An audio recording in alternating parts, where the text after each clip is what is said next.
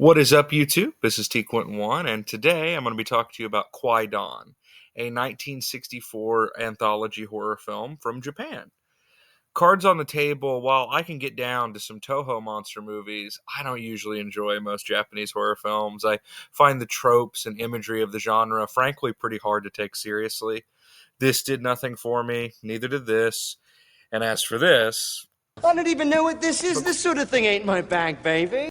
Kwaidan is something else entirely. I first watched it about 2 years ago. I want to say it was around the time Oppenheimer came out, and genuinely have not stopped thinking about it since. Somewhere between the creeping horror of Shirley Jackson and the wondrous fairy tale atmosphere of Jean Cocteau lies Kwaidan.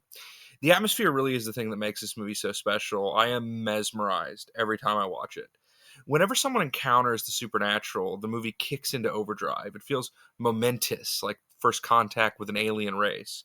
The first story, entitled The Black Hair, is a good example. It begins as a kind of romantic tragedy about a samurai who leaves home to seek other adventures, but when the ghostly happenings begin, the entire vibe of the movie changes.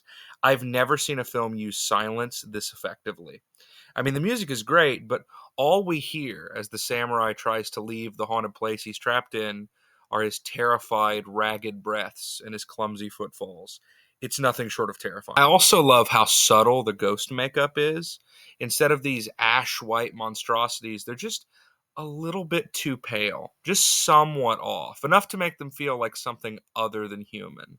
Everything from the pained way all the ghosts speak to their unnatural movements, it's just incredible filmmaking. There's a sequence where this guy is trying to scare one of them off with a spear, and the ghost is backing away. I didn't even notice the first time, but if you look closely, the ghost's legs aren't moving. It's just floating backwards. Speaking of incredible filmmaking, the third story here, Hochi the Earless, follows a blind character, and I love how they play with perspective. It'll zoom in on him playing his song and then zoom out, and he'll be surrounded by ghosts or floating on a body of water. This is one of the most visually dynamic films I've ever seen. There's a bit during the Woman in the Snow story where that whole fairy tale artifice thing comes into play. A character is supposed to feel like the world is closing in on them, and in the background, the sky is filled with tons of searching eyes. I mean, it's clearly a painting. It doesn't look realistic, but it looks beautiful, and that's what's important.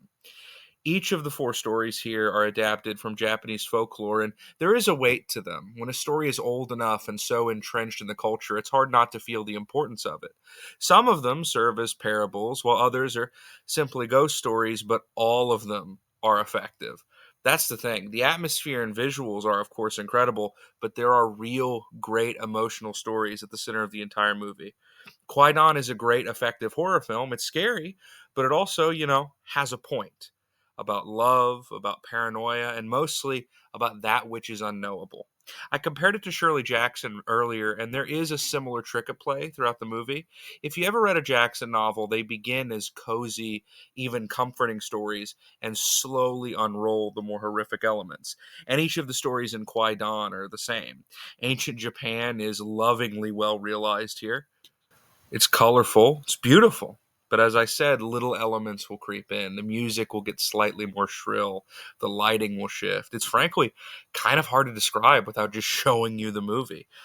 Some may find the film slow, and it is over 3 hours, but to me, the pacing is very deliberate. Again, it's about lulling the viewer into a false sense of security.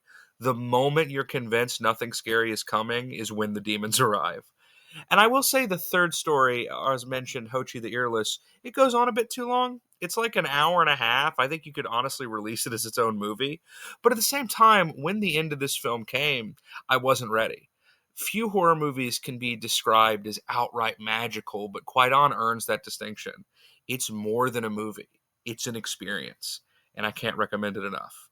I'm going to give it a 10 out of 10. This is T Quentin 1 signing out.